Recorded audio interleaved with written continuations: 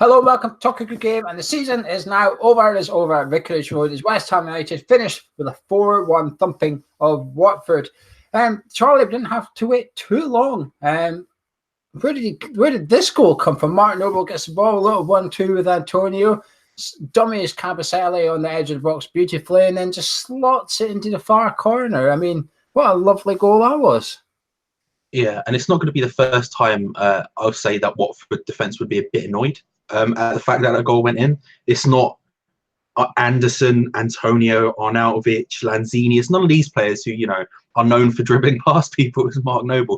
But to be fair, he faked out everyone, including myself. I thought he was looking for the layoff. I looked at him and he looked like he had his body completely open for the layoff. And so when he did turn the defender, all he had to do was pass in. And with his weak foot, that's actually a really accomplished and calm finish.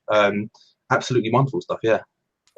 Assist number 1 for Michail Antonio as well. And then Charlie, at the 38th minute, it was 2-0 West Ham. We felt at this point maybe you'd be forgiven for thinking we've wrapped up all 3 points already because of the way the game was going. Emmanuel Lanzini's first goal since his return. Antonio, it's sort of, on Fantasy League, I think you'll get the assist because it comes off the bar and goes down to him, but he does a hell of a lot of work, Antonio. Shields off about 3 people, gets his shot away. It's a fantastic save by Ben Foster to tip it onto the bar. And then there's Lanzini just to knock it into the empty net. I mean, but Antonio, though, what about that for his work rate?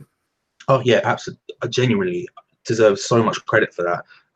The first bit he gets where he sort of just continues to hold off all of them. The second chance, he holds off about 3 of them before popping a shot off. And again, Watford's defence should be criticised for the fact they don't just close him out, because there's bloody enough of them to stop him, and yet they just can't seem to, because he just, like a bull in a china shop, holds them all off at once and hits an incredible shot that, Ben Foster does well to get saved to. And then, again, we were just the quicker ones to react. I think they looked like they were just a bit slow at both final ends, and that was it. The Lanzini was the quickest to react, and it's all too easy to put it in for 2-0. And at that point, like you say, it just felt a bit, I don't know, it just all felt a bit too easy almost.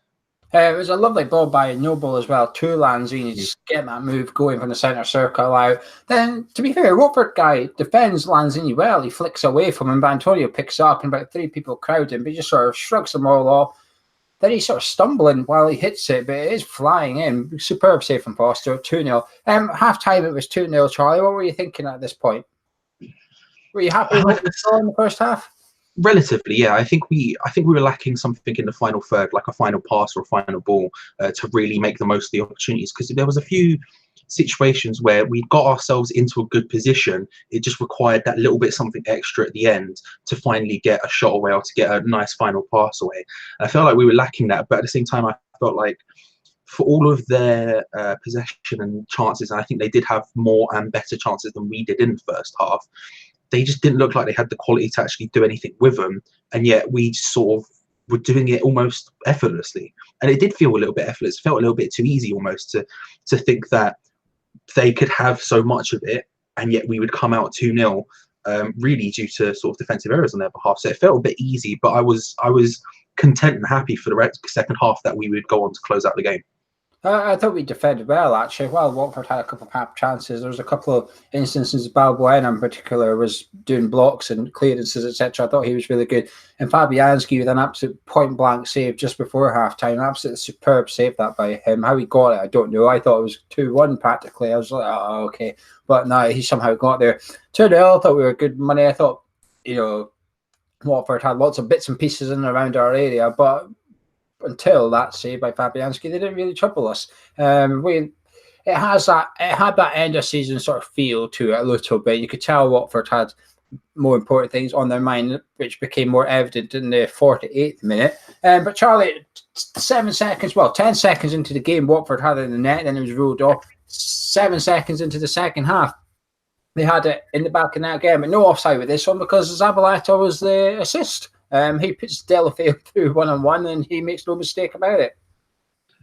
He had a rough performance, only capped off by a wonderful assist for Delafeu. It wasn't even that the pass was. It was just there was nothing right about it. He sort of gets it halfway between Fabianski and the I guess Balbuena. He sort of, it's not powerful enough to get to Fabianski, but it's too powerful to get to. It was just nothing right about it. It was just terrible. I've never seen. I always felt like I was almost said during the first half to you. I felt like maybe he's got an injury. Maybe there's something there because he just didn't seem to be fully up to speed. But then he made that pass. I'm like, that's not injury. That's just stupid. I don't know what happened. For someone who's that smart, and even in previous games where he's been outplayed or outpaced or whatever because of his age, and that's fair enough. That happens when you get to the age that he's at. He seems to be smart enough to figure out what's going on and to play almost ahead of that. A pass like that is just that's horrendous. That's just the whole nother levels of bad. And Deulofeu makes the most of it, which he didn't for the rest of the game. So fair play to him for that. But Jesus Christ, Zabaleta, man, what are you doing? Yeah, it's a bad mistake. I mean, he clearly doesn't see Deulofeu, but like you say, who's he actually intending to pass to? Even if you remove Deulofeu, Balbuena's going to have to jog back 5 yards and get it, or Fabianski's going to have to come out of his box and get it. It was just a strange thing to do from Zabaleta. And even before this, when he came on for Fredericks, and he sort of looked a little bit edgy as soon as he's come on a little bit. He's looked a little bit not quite at the races. But like you said there, it's a very valid point that regardless of pace and age, etc., that pass is inexcusable. There's no need for it because one thing we've always said about him is he's Mr. Professional, if I can be. He's one of the best in our team, if not the best, at reading the game, etc. And what he did was completely the opposite there. 3 minutes later, though, and this is the big talking point, if you like, this is where the game got killed off, really. Antonio gets played through Anderson. What a pass by Anderson. Puts Antonio racing against Holebas. So they're running towards the edge of the box. Antonio goes down. Charlie, is this a foul for you? And if it is, does it be a red card?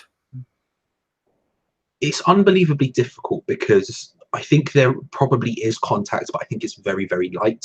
I think Holebas is stupid to get himself in that situation in the first place. Antonio is obviously very quick, but to be honest with you, for him to get in such a good position, you have to have made a mistake. You have to be not concentrating or trying to play him offside, which again, they did consistently in that second half and failed to do in that second half a lot. So they definitely put him in a bad position. And again, you mentioned it there. Anderson's ball was brilliant, genuinely brilliant. And in that second half, there were a lot of times where he played absolutely brilliant passes. But it is light. It is very light. And I can understand why, if we were Watford fans, we would act like it wasn't a red because it is light. But unfortunately, the letter of the law is that it was last man. And so for me, I would say, yes, it is a foul because Holebas is behind Antonio and he's trying to pull him back. He tries it the first time and sort of fails and misses and goes for it a second time and gets caught. Although it is very light, he is clearly trying to do it. And when you're last man, the letter of the law is that it's a red card. So I would say yes to both. Although, again, like I say, if we were Watford fans, I'd be feeling very hard done by with it as well. I'm not even convinced it's a foul. I mean, I watched a few replays and I can obviously see the hand on the shoulder. For me, that's not a foul. That's just expected contact in a game of football, if you like. And there's supposed the clip, if you like, and I keep watching it. I'm not even convinced there is a clip, but Holebas certainly doesn't tackle him. He doesn't put his leg out of that. If there is a clip, it's just because their legs have collided while they've been running, and there's no intent there by Holebas, in my opinion. And I think it's harsh, very, very harsh. And this is where the rules get a little bit silly. There's two rules here. It's a little bit silly. Like you said, literal law. Last man, he's got to go. And then the linesman makes that call, not the referee. It's the linesman that said to the ref here, hang on a minute, this is a foul on a red card. So he's gone with his assistant, which I think is the right thing to do. Otherwise, what's the point of having him there? But had that been 2 yards further forward and been in the box, he would have got booked because of this new rule that you can't get punished twice. A penalty is a big enough punishment, and there's no need to send him off as well. So he would have been fine to play the FA Cup final next week, but now he misses the FA Cup final. I assume they'll appeal it and hope that it gets overturned, and I think it might, to be honest. But let's just say it doesn't. This is where the second stupid rule comes in. If you pick up bookings in the Premier League, it doesn't count towards the FA Cup. But if you get sent off, it does count towards the FA Cup. And this guy's now waiting to miss out on one of the biggest games of his career over a very mean sort of like incident in a dead rubber game, if you like. A battle between 9th and 10th, 10th and 11th as to who's going to get 10. And this guy's got sent off for it. I feel really sorry for Holebas, actually. And it killed the game here because then on, it was all one-way traffic a little bit. And Watford were never playing in their first gear, but they sort of cranked it back a couple of gears after that as well and thought, hang on a minute, none of us can risk that happening to us as well. We can't risk any injuries. We're now sort of one player down ahead of the final. We've now lost one first team player. And I hope that red card gets overturned. I don't think that's a red card. It's just, I don't know. There's some times where I think the referees should. I know he has to stick by the letter of the law, but there's sometimes you do wish they would use a little bit of common sense and say, right, hang on a minute, he's got a more important game here. I'll book him, give the free kick, and I'll tell him one more you'd offer. As almost unofficially say to the manager, probably want to take this guy off here because he's looking like get sent off. And it goes to all the other things, celebrating, etc., etc. I think sometimes the referee needs to bend rules. In the 60th minute, though, Watford felt they should have had a penalty. Zabaleta, again, while he wasn't one there, he was involved in the whole scurry in the box, and Masuaku's the one that gets his leg in. Watford fans felt they should have had a penalty. Was this a pen for you? Not for me, no. Just the difference between that and the Holobas one for me is that he's alongside him, it's shoulder to shoulder. It just sort of happens. But there is a running theme that Zabaleta is involved in literally every chance they have in the second half. It's a bit weird, isn't it? I agree. 10 minutes later, though, it was 3-1 West Ham, and it really was us just banging some final nails into the Watford coffin. Marko Arnautovic, this time Felipe Anderson has a shot, a lovely shot as well, it was. Zabaleta's cross, volley, off the post, and there's Marko Arnautovic tapping and doing what Lucas Perez did a couple of weeks ago for us. He's scoring goals, Marco. I mean, it's almost a pity the season's finished because not just our form, but Marco's form as well. Yeah, he's doing the things that there was some criticism about his positioning as a striker a couple of weeks ago. And he's doing the things a striker should be doing, following the ball in and making the most of those opportunities when it becomes loose in the area. You make a great point about Anderson. I think Anderson does brilliantly there to just first time hit it low, keeps it low, like really forces Watford into a bad position there. Even if it doesn't go in, it's incredible what he's done there. And yeah, he does the right thing, Marco. He follows it in, he gets into the right position, and you feel like, I don't know whether this is just his natural form coming back or whether he's decided that he needs to start playing better so he can actually get a move away. I don't know which one it is. And the thing that happened in January will just inform everyone's decision and everyone can make their own opinions on whether it is or not. I just wished it had happened a couple of weeks earlier because we could have been a bit higher up the table. But he's been playing very, very well. And it is it's a striker's goal. It's a poacher's goal. There was a couple of instances, though, in the game I felt like you could tell he wasn't a striker. It was that old thing that it was Ian Wright, wasn't it, that was talking about where is Arnautovic? This is why he's not a striker. And there was one instance in the first half. Anderson cuts inside a little bit towards the halfway line. He sort of bends into the box, and Arnautovic is just standing sort of 20 yards out, going, but I want it to my feet. But you can see Anderson looking at him as I say, but you're the striker. Why are you not making the run in behind the defence here? Because I thought it was a perfect pass by Anderson. I thought, oh, that's exactly the type. But this is where there's a knock-on effect by not having a striker as a striker, because then next time Anderson gets that, he might not try that little pass because he does it with Antonio and he gets a defender sent off for it because Anderson does the exact same pass for Antonio. But the thing is, Antonio, funny enough, has got the instinct, I'm going to get in behind this defence here.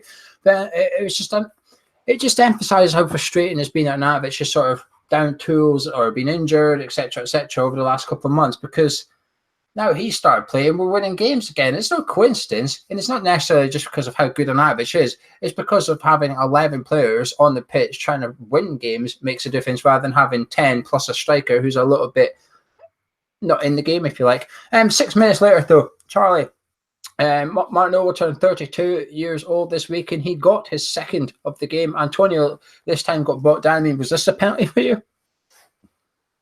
Struggling to remember it, if I'm honest. There were so many penalty claims. The defender, the right back, I can't remember his name, Femina. He sort of tackles Anderson, I think it was, and he goes to clear it. But as he goes to clear it, Antonio comes in, gets the ball, and he sort of like falls into Antonio a little bit. It's sort of one of them that nobody really cares about. But if it was a decider, I think, oh, that was a bit of a soft penalty to get. And you could see Antonio sort of smiling and saying, no, here, hang on, you bars me. Martin Noble, though, I don't care if it's 3-1 up. What a penalty that is. I mean, you could literally give Martin Noble the ball in his hands and say, go put it in the goal. Where you want it to cross line / hit the net. Where would you like it to hit, ideally? He'd probably put it where he actually hit it off the spot. Fantastic pen. Ben Foster's no mug when it comes to saving penalties. 4-1 West Ham, but between sort of the sending off and then it was sort of plain sailing for West Ham. It's just a case of how many do you want, really? Yeah, both teams stepped off, didn't they? We stepped significantly off them, sort of sat back and went, all right, try and hit us now. You've got 10 men. You probably won't be able to, which in my opinion was maybe a little bit naive. But given the fact they have an FA Cup final, they're probably not going to run themselves into the ground to try and get that win. And I think that's what played out. They stepped off because they had 10 men and were expecting us to maybe try and overrule them. We didn't. We just sort of sat back and went, okay, this is going to happen now. They had opportunities. They were few and far between, and they were a bit stretched, but they did have them, and they maybe could have done more with them. But at the end of the day, the difference is, I mean, a lot of Watford fans specifically will point to the red card, but I think the difference is just the defending in the first half of the 2 goals. When you give away 2 goals like that, and they're not totally given away, we did deserve them, we did do well enough, but that's not good enough for a team who are trying to finish top half. That's not good enough for a team who are in an FA Cup final. That's the difference today. We both stepped off after the red card, and it played out how it played out in a very end of season-y fashion, despite the few little challenges here and there where it got a bit feisty for 5 minutes or so. The rest of the game, just played itself out. Well, Charlie, it's sort of match day 38, last game of the season, but arguably that was our strongest 11 we fielded this season. I know there's context to be taken into account here, i.e. Watford took their foot off the gas, but I would insist we've never really had it full throttle either. I mean, were you happy with what you've seen by arguably, we can all debate Antonio and Yarmolenko and Wiltshire, Lanzini, etc., but not many people would differ this much. If everybody was to do their strongest West Ham 11, 9 of those players would probably start. We might all have different 9, but we'd all be close. But what I'm trying to say is, Charlie, is that giving you encouragement / hope for next season that this is how Pellegrini wants to play, this is who Pellegrini wants to play, etc.? I mean, there's a couple of, one notable absence from the bench, which was Nasri. No Nasri on the bench, despite the fact he was fit, which would insinuate maybe Pellegrini's decided he's not staying here next season. Yeah, I was. I think again, I think in the first half we lacked a bit of something different in the final third. We lacked a final pass, a good final ball. But when we did find those, Anderson, notably in the second half, played some unbelievable final balls through, really stepped up his game and just went, okay, watch these through balls, lads. I'll show you how it's done. When we did do that, we looked very, very good. And a side like Watford are the exact sides we need to be beating in order to get higher up in the table next year. And we did that very comfortably today. And we looked like, if we had these 11 players fit for the rest of the season and sort of vaguely in form, we would have had a very, very good season. And the fact that we've finished so high up the table now, despite how many injuries we've had, and despite, say, for example, losing the first 4 games of the season, I think shows that we have got a lot of players here. And even someone like, again, listen, I'll criticize Antonio to the cows come home, but even when he's on form, he actually creates stuff and does stuff and impacts the game positively. So if he's next to, say, Anderson, who can put those through balls in, Lanzini or Wilshere, who can, when they're on form, when they're fit, find those final balls, and having just a striker who's actually, fit and willing to play football, we look like someone who can actually do damage to teams like Watford, who are around us and the ones who we have to beat to be better next year. So I'm confident and happy going into the summer that we have a squad of players and a manager who are at least moving in the right direction to be even better than we were this year. Yeah, I mean, there's lots of positives to take from this, despite the fact that it was sort of arguably a know-nothing a game that didn't mean much to Watford, etc. But it also insinuates how I think Pellegrini wants to see us play when we are leading games, etc. He'd rather we do take that little step back and say, right, well, you come at us and leave us all that space to run into. And we exposed it quite well towards the end of the game. And also, our ball retention under Pellegrini's got a lot better, and you've seen it today. While Watford, weren't huffing and puffing, but Wiltshire and Noble, etc., they were having fun out there, knocking in between themselves and keeping the ball, keeping it West Ham, and just playing a simple pass, if you like. They were playing the percentage game, and it worked. And it's not something we've seen a long time at West Ham. It's not something we've been very good at either. Even when we have tried it, you always get a little bit worried that you're going to pass to the guy who's not that good at passing. It's going to suddenly end up with the other team busting through on goal or whatever. You don't really get that now. Pellegrini's clearly got his spine of his team with Fabianski, Balbuena, Diop, Rice, and I'm going to include Noble in this. Anderson, he's got about 8 of his starting 11 for next season already here, and he knows who they are. And he's already said that before today, he would have told some of the players what their future are at West Ham, if they're going to be here, etc. And I think that starting 11 is going to be sort of his blueprint for next season. I wouldn't be surprised that starting 11 look, the left back's a funny situation. I'm still not convinced by Pellegrini's faith in Masuaku. But apart from that, I wouldn't be surprised if our first league game in August contains at least 9 of those players that started today. I think Pellegrini has got his core there. Individual performances, though, Charlie, I think there's quite a few players we can talk about. But before we do, I always say take your pick. I'm actually going to give you one first, and that's Pablo Zabaleta. He got his contract extension through his clause. He obviously had to play 28 games, and he could sign a 1-year contract. He signed it. Now, whether he signed it through the clause or we gave him a new contract on our terms, we don't know. But what do you make of his performance today? I mean, there's been a few people a little bit worried that he's been sort of not in great form, and today it's not really sort of changed people's minds, shall we say. Yeah, that's the thing. He's done nothing today to help the opinion of him whatsoever.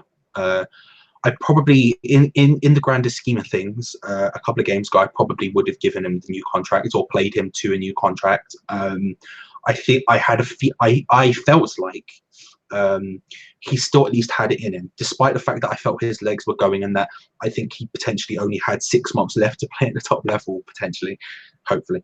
I would have given it to him because I think he's an able body to have in the squad, given the fact that we've got Fredericks, who is, I'm not convinced by personally, and Ben Johnson, who's very young, and the positive effect of having someone who is quote unquote a good character around the team and all that sort of stuff. I felt like it was useful to keep him around. But today, and in the last couple of games, but today he was very, very bad. He looked, not only did he look off the pace physically, like I say, that pass, man, was just, it's the most, I don't know, he looked off the pace mentally as well. And that's the biggest worry, because I've never been concerned about him, his reading of the game. I've never been concerned about any of that side of it. Yet today I looked at him and went, oh my giddy gosh, he looks like a League Two player inside a Premier League team. Not that bad, but that's sort of like, he just didn't look switched on. He doesn't look like someone who's won a Premier League. He just looked all at sea. And I think he's got his contract now, and I'm happy to sort of see how it goes at the beginning of next season. Because again, he's been with us long enough and played with us consistently long enough to a high level where I'm sort of, there's a little remnants of confidence left in him. So next season, I've got this feeling, hey, maybe he comes back in pre-season and shows that he was just tired towards the end of the season, something was happening in his personal life maybe, and it was all gone and dusted, and now he comes back. But I'm certainly not as content as I was to see him carry on as, say, a first choice right back, even though I'm not exactly content with Fredericks either. It gives me a decision to make. And what about the other players from today's game? Praise or criticise? Take your pick. I want to praise Mikel Antonio. He was good and he did things good. Right, cool. I think, do you know what, Anderson, I thought was iffy in first half. But I think come on, you can say more about Antonio. Never. I thought you were to sort of expand on your statement. I refuse. I have a brand to keep up, Geo. My brand is hating Mikel Antonio. No, I tell you why I'm not going to speak about him, because I'm going to speak about him slightly more in your next question. I get you. Yeah, Anderson, I think, had a shaky first half, but in that second half really showed that vision. There were some times earlier in the season where he'd be playing these smart reverse balls through, like through balls through, and you'd just be like crying for someone to clock on what he was doing, because we might have done something brilliant with it. And in that first half, I didn't see much of it, maybe one or two, but in the second half, some of the through balls he was doing, man, Watford were playing this really high line, gunning for it, and he just looked at it, laughed at it, and played a perfect weighted ball through, outside the foot, inside the bit, lofted over the top. His second half performance was absolutely brilliant. Likewise, going forward, I think Masuaku had a very good game going forward. There were some very good crosses in, and dribbling, he was just on another level today. Defensively, still lacked a bit, but existed. Balbuena and Diop, despite the fact we conceded, I think played very well. Diop at one point nutmegged Gray, and then obviously Gray got his own back on him, but my God, that guy just does what he wants to do. And he's just, again, there's that confidence. You just mentioned it again, the confidence of having hit them two, and Fabianski and Rice as well. And I've mentioned it tons of times. It's just so nice to see. Noble was brilliant yet again. And for a guy who has perceivably been past it for 3 years, he doesn't half keep pulling out worldy performances.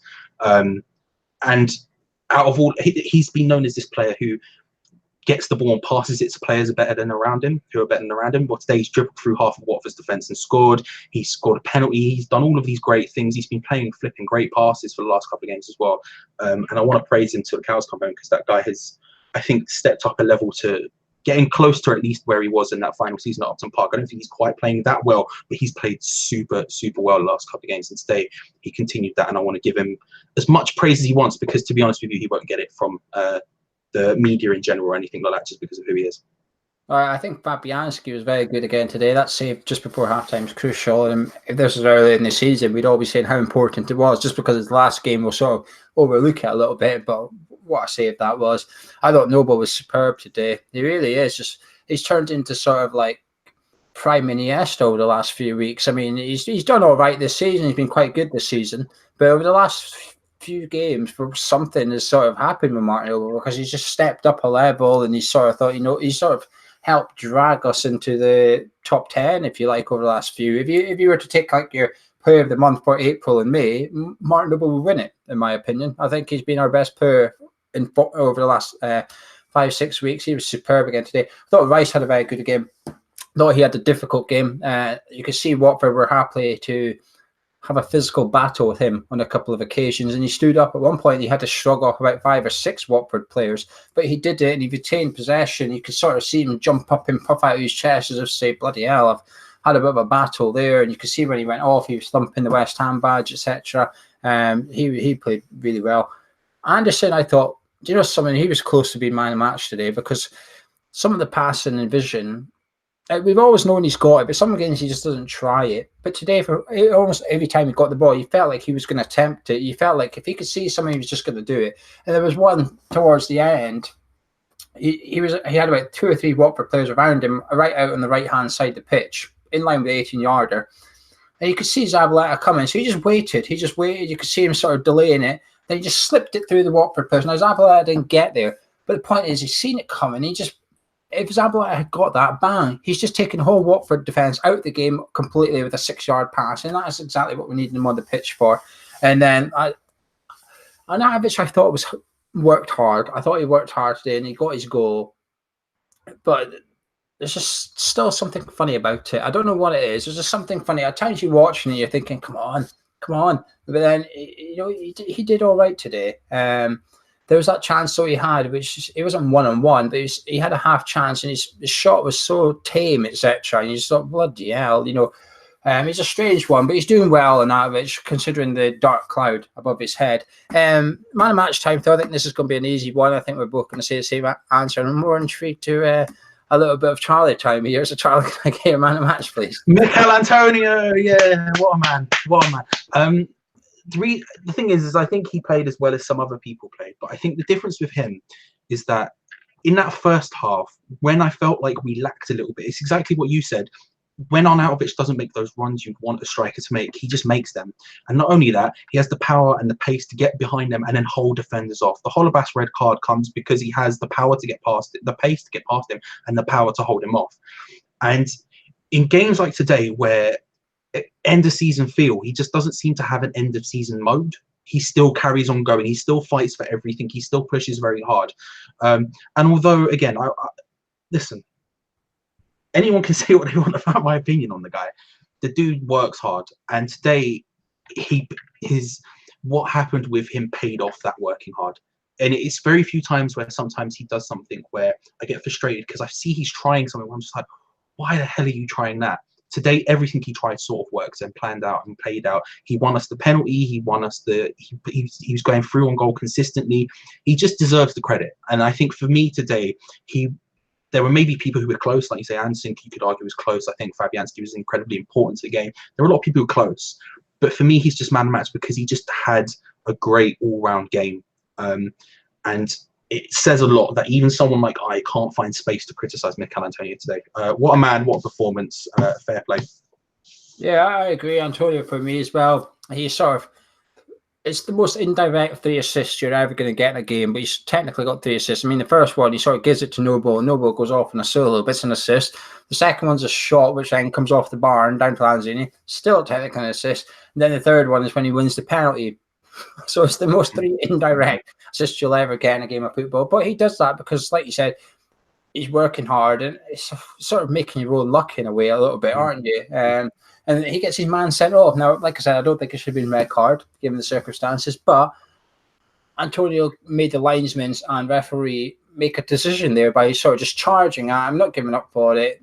Gets brought down, and it sort of says, "Well, what are you going to do about it?" And then it's a red card. Bang! He's got his team in the massive advantage. He doesn't dive to that, so he's got his team as advantage. So I think he's done well today.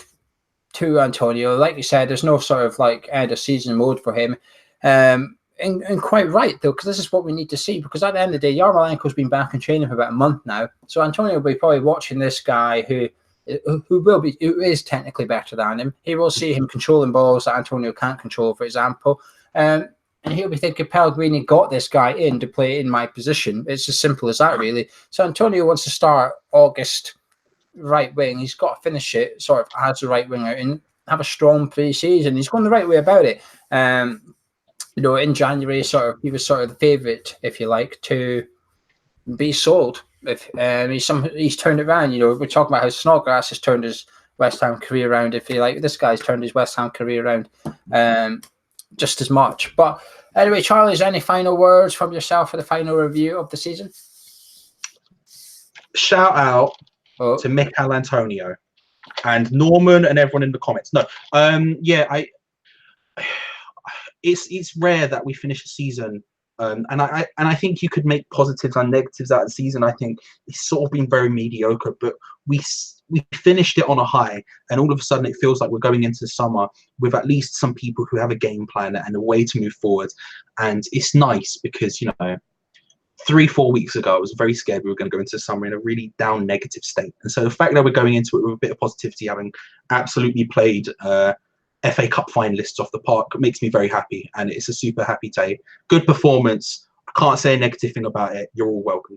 Yeah, I thought we played really well. I think we're going into the summer. I'll discuss stuff, bigger, broader subjects, and more in depth with Gonzo. And we've got some other videos coming up. We don't have a break at Hammers Chat. Those guys are on holiday. We don't have a break. We've got loads of videos coming up, but we're going into the summer organised, if that makes sense. After last season, we thought, I hope Moyes is going. After the last home game, we thought he better be out the door. We want him gone, want him gone, want him gone. We were just going in with no sort of direction. We almost had a blindfold on, stumbling around in the dark, if you like. It doesn't feel like this summer. This summer, it feels like we're going into it with, not just foundations, but sort of your ground floor of the building is built, if you like. It's a case of, right, Pellegrini, go build the first floor now to take us to the loft of winning a domestic cup or finishing 8th or whatever next season. It just feels like we're prepared for that because there's not that much dead wood. People say we need to get rid of all the dead wood. I don't think there's loads. I think half the dead wood have been out on loan all season anyway, so I don't really count them as a squad. I mean, to sum it up, you just named the right backs earlier and forgot about Sam Byram. And that just sums up that he's not really dead wood as such. He's just there to be sold. But anyway, I'll talk about this with Gonzo. Fantastic end to the season. A win is all we needed, and a win is exactly what we've got in good fashion as well. The last 3 games, we can't keep going. 3 wins in a row. What's that? 8 goals scored, 1 goal conceded. We're doing all right. We're on form, but the season's finished. West Ham finished 10th, and we'll be back. We'll be doing our review. We'll have a season review where myself, Charlie, Gonzo, and a couple of others from the channel will be giving our Hammer of the Year, goal of the season, signing of the season, etc., etc. Myself and Gonzo will be back midweek with a cup of tea. We've done one for about a month or something, so we'll be discussing Mr. Marko Navich and Mr. Samir Nasri and a couple of other things. But anyway, thank you very much for joining us this evening. Drop a like on the video if you enjoyed it. Subscribe if you're new around here, and we'll see you very, very soon.